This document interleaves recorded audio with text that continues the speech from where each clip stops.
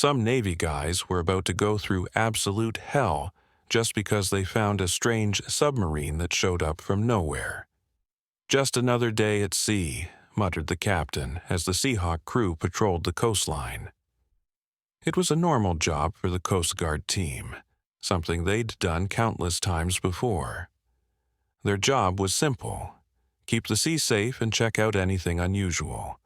For these sailors, the ocean was always dangerous, especially when working directly on it. "Always respect the sea," the senior officer would remind new recruits. "She gives life, but can take it just as quickly." Even with all their training, they knew to both respect and fear the water.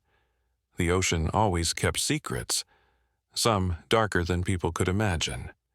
The perfect weather could change in seconds, but it wasn't bad weather that would shock these sailors today. What lay beneath the peaceful water was something nobody could have expected. Everything seemed normal until a radar operator spotted something weird, a faint sound on the sonar that barely showed up on their screens. "Captain, I'm picking up something strange," called the radar operator.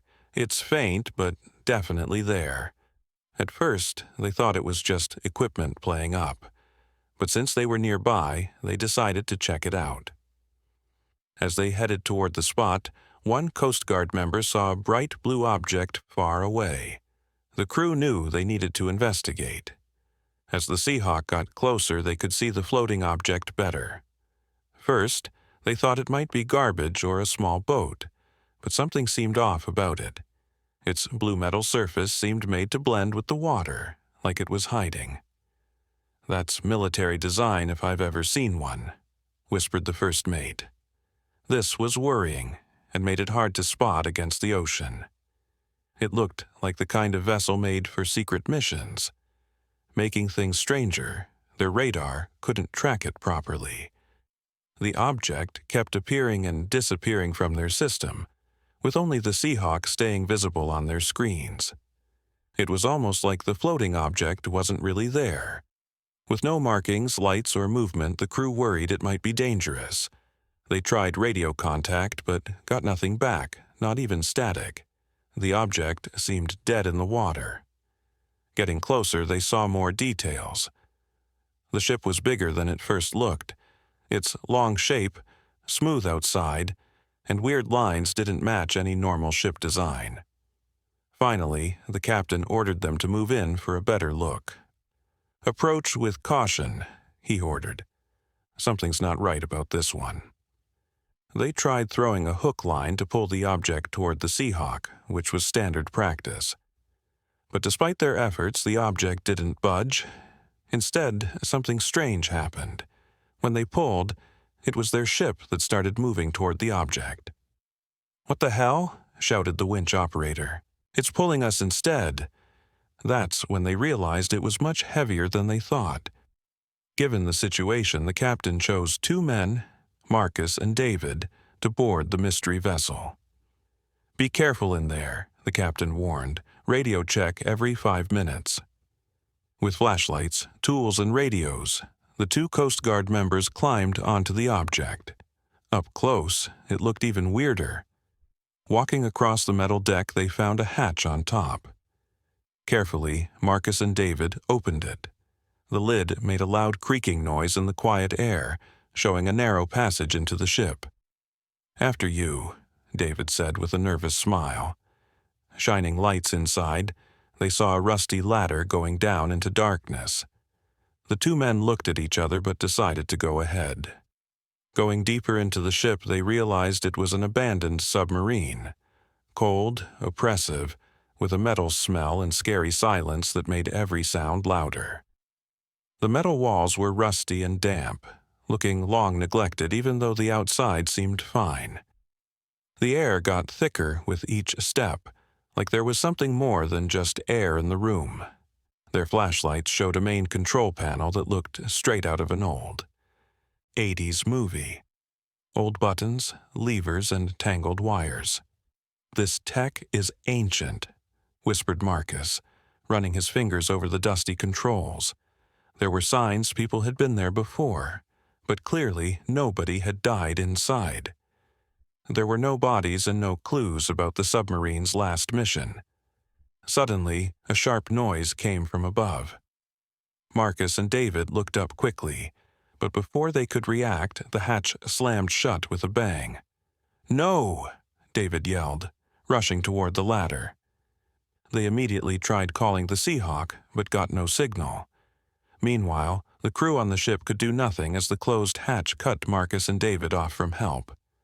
Then the sub started vibrating, not violently but steadily, which immediately worried the two men. "Can you feel that?" Marcus asked, his voice tense. They sensed what was happening, and before they fully understood, the vessel began slowly sinking. That's when Marcus and David, trapped inside, felt the increasing pressure around them. The Seahawk lost all sight and radar contact with the submarine, going from spotty signals to nothing. The scared Coast Guard crew on the ship could only watch helplessly as their friends vanished into the deep ocean, fearing they might never see Marcus and David again. But if the fear outside was bad, what was happening inside was even more terrifying. Despite everything, Marcus and David tried to stay calm as they kept exploring. "We need to find the control room," David said firmly. "That's our only way out of this." They knew the sub was sinking, but in a strange way. There were no water leaks, no creaking or noises showing structural damage. This gave them a small bit of comfort. As Marcus checked the walls and console, he suddenly realized something. This sub was designed to avoid detection. "It's a stealth submarine," he said, eyes widening with realization. It was obvious now. His friend pointed out they'd noticed that from the start, though Marcus seemed to just realize it. Looking for answers, they came to a metal door at the corridor's end. Behind that door, they thought they might find the key to understanding the ship's purpose, or maybe something much scarier. Hours passed as the sub kept moving underwater. Marcus and David pushed on through the dim corridors, getting more worried. "The air's getting thin," Marcus coughed. "We need to find oxygen soon." The air felt thick and heavy, probably because of limited air supply in the ship. Walking through the cold metal corridors, they found themselves going in circles, realizing they weren't getting anywhere. They decided to check the machinery, hoping to turn on something that might bring the sub back up. The technology was basic: control panels with exposed wires and sealed compartments with no clear use. They felt the sub vibrate through the water again, but differently this time, almost like it was slowly rising. "Do you feel that?" David asked. "I think we're going up." This gave them brief hope, but something still seemed wrong. There were still no signs of leaks or damage, which made them uneasy. Shadows seemed to stretch in the corners, playing tricks on their minds. Then they found something that made them frown. There was a hidden panel covered with old dust. When they opened it with a grating sound, they saw what was inside. Equipment clearly meant for military use, though outdated, with markings showing it had been there longer than it should have. "This stuff looks Cold War era," Marcus muttered, examining the faded markings. But that wasn't all. At the back of the compartment, they found a large sealed box that didn't look like it held supplies. Curious, they decided to open it, and what they found inside deeply disturbed them. Packages wrapped in black plastic, marked in a way that strongly suggested they contained drugs, lots of drugs. "So, that's what this is all about," David said grimly. "A drug smuggling operation." This discovery changed everything they thought they understood about the submarine. Now they realized its true purpose and why it was drifting abandoned.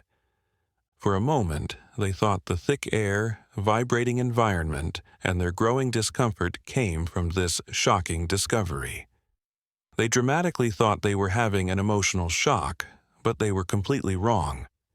The thick air was from lack of oxygen, and the vibrations weren't just background noise. They were the final moments of the submarine rising to the surface. "We're surfacing!" Marcus shouted, gripping a handrail. The vibration they felt in the hull made them think they'd escaped the crushing water pressure, but their relief didn't last. As the sub emerged from the depths, they saw something more unreal than anything before. A massive, floating platform surrounded by water loomed in front of them. It looked like an offshore oil rig. Marcus and David had no idea where they were. There was no land for miles, which was overwhelming. But the most striking thing was the sheer size of this huge floating structure. "What the hell is that?" whispered David, peering through a small viewport. Overcome with fear, the two men quickly hid, crouching behind the submarine's control console. They heard men opening hatches and banging on the rusty steel as they climbed inside. "Don't make a sound," Marcus warned, pulling David deeper into the shadows. It was clear these workers came from the rig. Soon, they began unloading heavy crates from the submarine and taking them to the floating structure. The work was steady and unhurried, making Marcus and David even more anxious. They had to stay hidden for what seemed like forever, watching these men work, praying they wouldn't be found, and hoping the ship would eventually leave. As crates piled up on the ground, Marcus and David watched in growing horror. The cargo wasn't just supplies or equipment. It was tons of cash and drugs, all illegal and connected to criminals. "That's enough product to supply an entire state," David breathed, eyes wide. The rig workers moved calmly, like what they were doing was just routine. But for the two Coast Guard members, this was a completely foreign and frightening world. One wrong move could mean they'd never see anything again. Both men were terrified.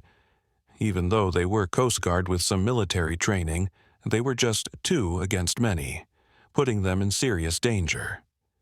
It wasn't the danger of dying underwater, but the fear of being discovered and tortured. Making things worse, being military men meant they couldn't just be threatened and released. "If they find us, we're dead," Marcos stated flatly. They knew they'd be killed if caught. Their only hope was making sure they weren't seen at all. Not even the smallest hint of their presence could be revealed. All they could do was watch from the shadows, praying to remain just shadows. They both clearly felt one thing: the overwhelming need to escape. They knew they were seeing something they were never supposed to see. But where could they run? They were stranded in the middle of the ocean. Swimming wasn't possible. The best hope was to be patient, wait for workers to load the next shipment, and sneak away when they reached an island. But more importantly, they had evidence. If they could seize the sub or plant a tracker on it, they'd have enough to end this drug operation. "This could be the biggest bust of our careers," Marcus whispered. "If we survive." Still, hiding carried constant risk of discovery. At any moment, the workers unloading crates could find them. The two Coast Guards felt time pressing against them. One bold option was to come out of hiding, get into the tower, and look for some kind of ship to escape, but that was just as dangerous. They were running out of options. The best plan seemed to be waiting for a chance to get off the submarine and hope they wouldn't end up somewhere worse. As time passed, their urgency grew. Should they escape to save their lives, or stay and risk everything to gather crucial evidence that could bring down this criminal operation? Their choices seemed limited. They made the bold decision to carefully leave their hiding spot and gather more information, even if just to find an approximate location for backup. Stepping outside, they found themselves in a huge metal structure lit by bright lights cutting through the ocean darkness around them. Waves crashed loudly against the metal pillars. They realized they were indeed on an old oil rig, now used for smuggling. But they had what they needed: their communicators. "Signal's back," David exclaimed quietly, checking his device. Now, above sea level, they could call for help. They stayed hidden, moving carefully to avoid being seen, looking not only for useful information but also a way to contact their base for help. If they were smart, things could get easier. They kept moving, taking advantage of everyone focusing on unloading the drugs. The operation was overseen by a well-dressed, elegant man who stood out from the other workers.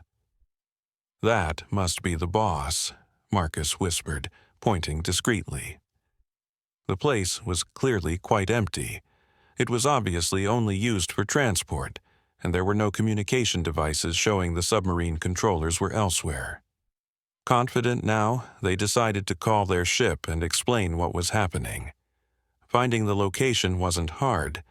They knew there weren't many underwater oil rigs in the area, and they knew exactly which one had been taken over. So all they had to do was wait for help.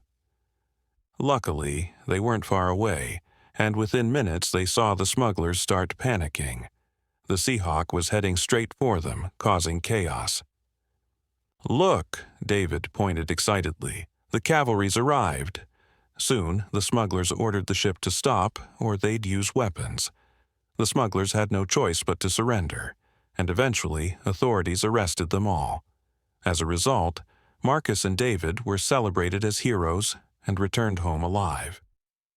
"Next time," Marcus joked as they headed back to shore, "let's stick to rescuing stranded boaters."